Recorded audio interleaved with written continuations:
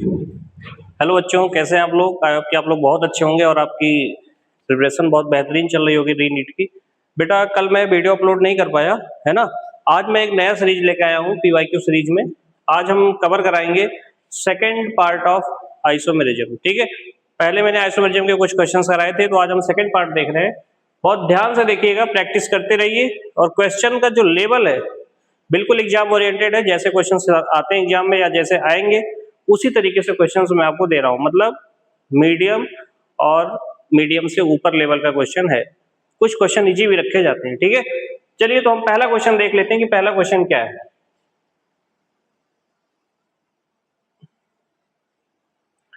देखिए बेटा, पहला क्वेश्चन क्या है, how many chiral isomer can be drawn from 2 bromo 3 chlorobutane. तो सबसे पहले इस कंपाउंड का हमें स्ट्रक्चर बनाना पड़ेगा।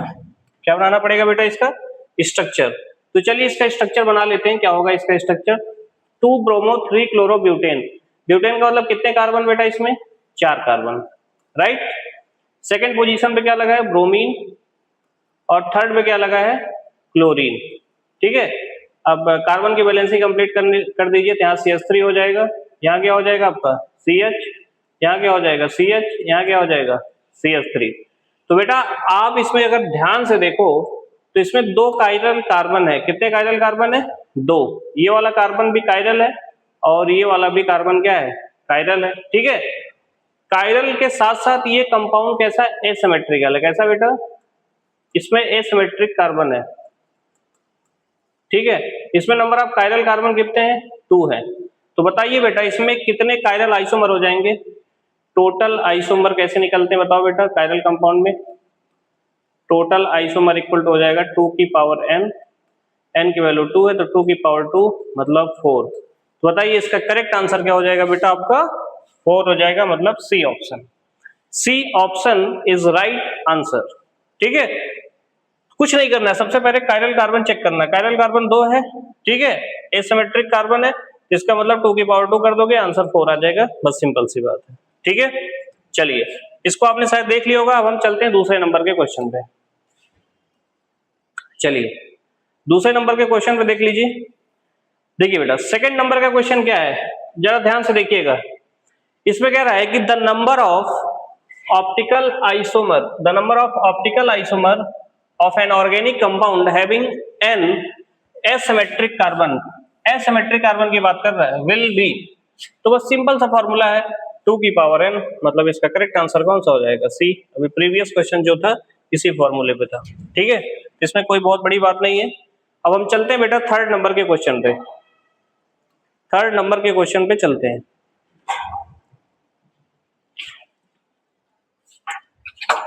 ये देख लो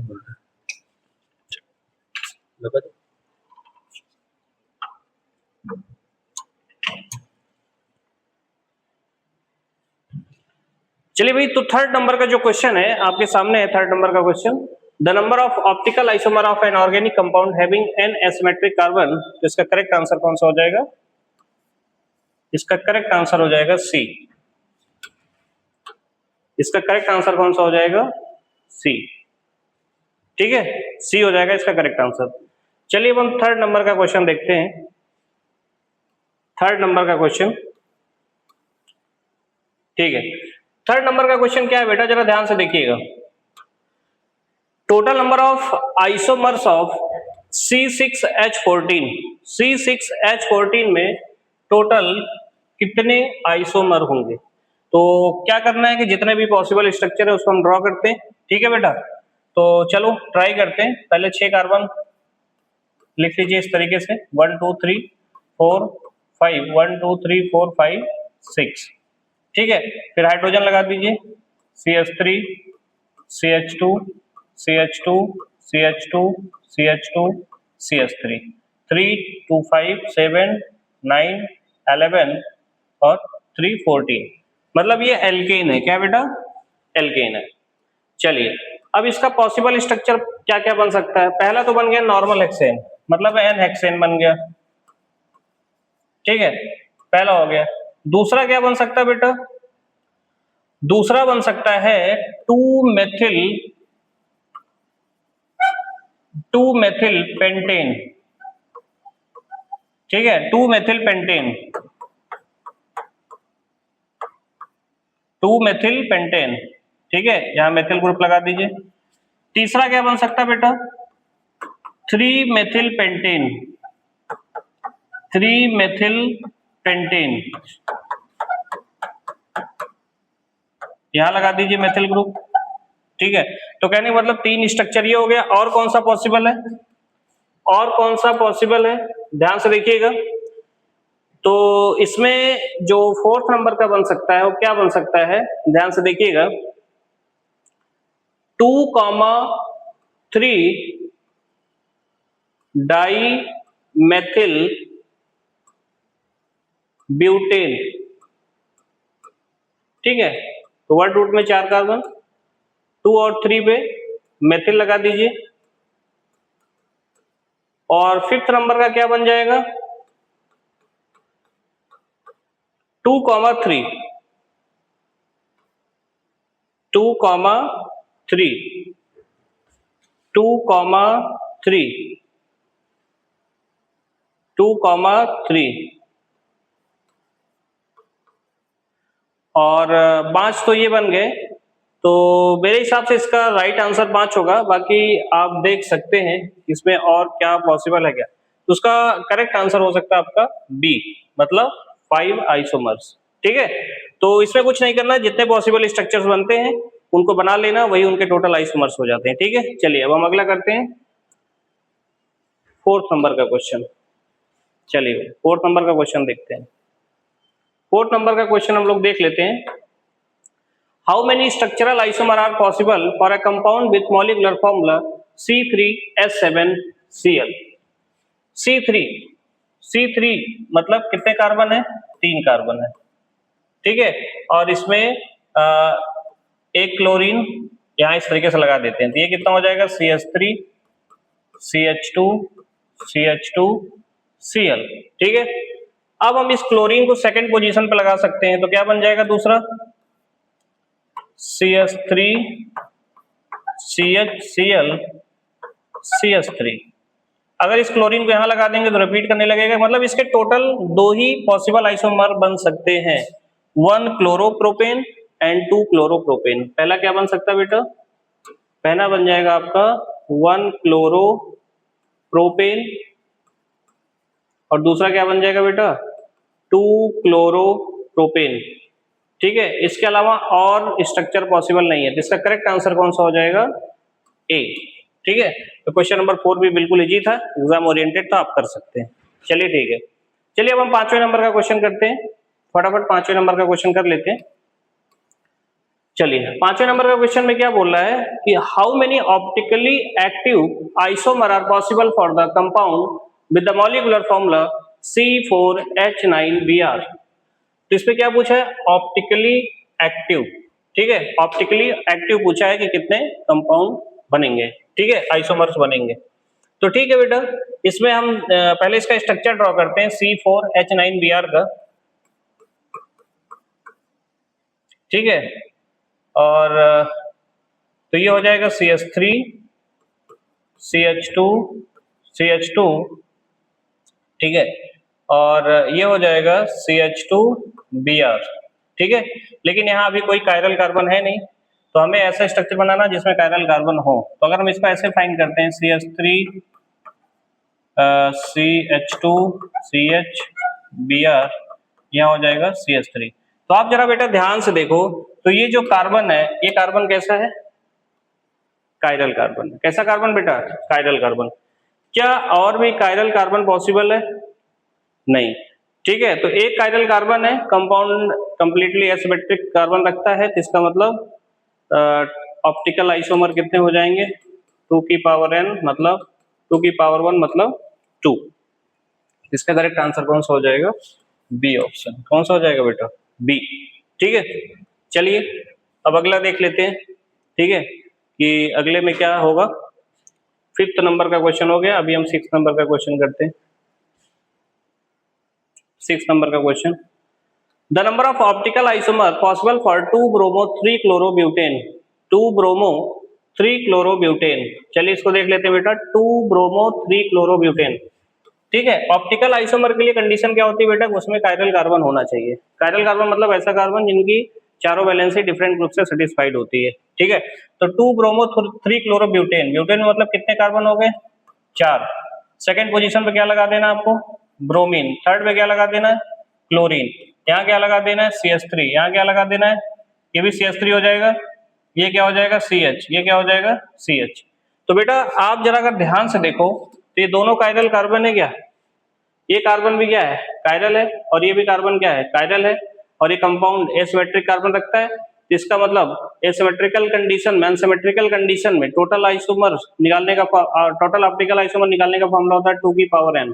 तो 2 कायरल कार्बन तो 2 की पावर 2, मतलब इसका करेक्ट आंसर कौन सा हो जाएगा, 4। इसका राइट आंसर है सी।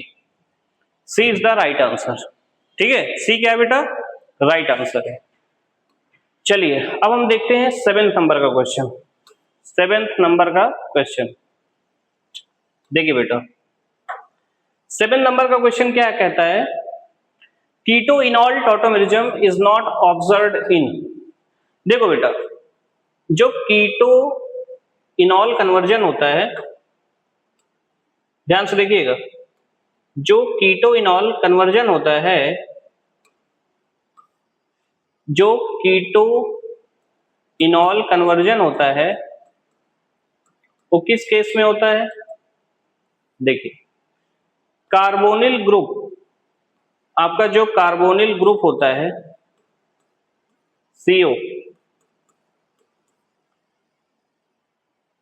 ठीक है, उसके बगल अल्फा हाइड्रोजन होना चाहिए, एटलीस्ट 1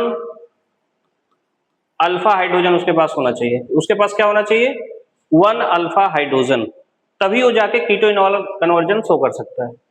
तो keto enol conversion tautomerism not observed in, इसने पूछा किसमें नहीं होगा। तो अगर हम पहला स्ट्रक्चर देखें जो कि एसिटोफिनोन है, क्या है बेटा, एसिटोफिनोन। ठीक है, तो ये कुछ इस तरीके से स्ट्रक्चर है इसका।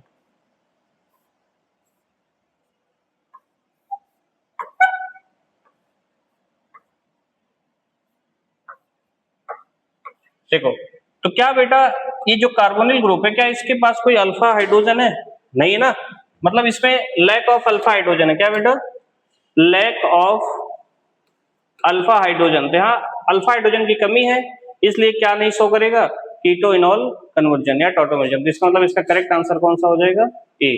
बाकी सब में आप चेक करोगे कि अल्फा हाइड्रोजन प्रेजेंट है। ठीक है, तो ये बात याद रखिएगा, बाकी ये क्वेश्चन बहुत इजी है। चलिए अब 8वें नंबर का क्वेश्चन हम लोग देख लेते हैं।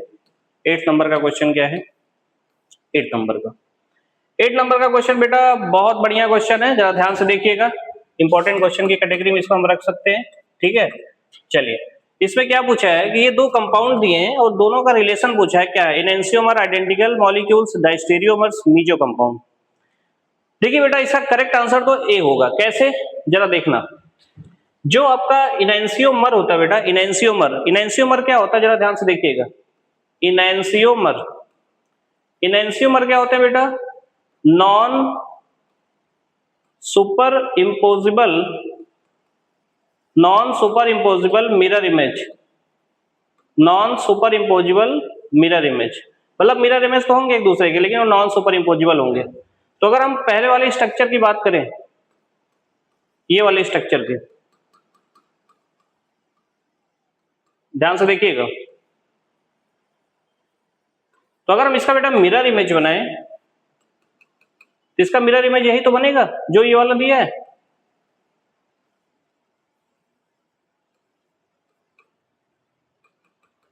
यही तो मिरर इमेज है ये, लेकिन अगर हम इसको उठा के इस पे रखें तो क्या है, सुपर इम्पोज होगा, नहीं, मतलब ये नॉन सुपर इम्पोजिबल है, इसलिए इसका करेक्ट आंसर कौन सा हो जाएगा, ए। ए इज द राइट आंसर। चलिए अब हम बेटा देख लेते हैं 9th नंबर का क्वेश्चन। किस नंबर का क्वेश्चन देख लेते हैं, 9th नंबर का। ठीक है बेटा, चलिए 9th नंबर का क्वेश्चन देखिए क्या है, Which of the following pair of molecules are metamers. इसमें पूछा है कि कौन सा मॉलिक्यूल्स या कौन सा पेयर जो है मेटामर है। ठीक है, तो मेटामर्स के लिए क्या कंडीशन होती है, बताएंगे मुझे भाई, मेटामर्स के लिए क्या कंडीशन होती है। ठीक है, मेटामर्स की कंडीशन ये होती है कि उसमें क्या प्रेजेंट होना चाहिए, polyvalent functional group, polyvalent valent functional group.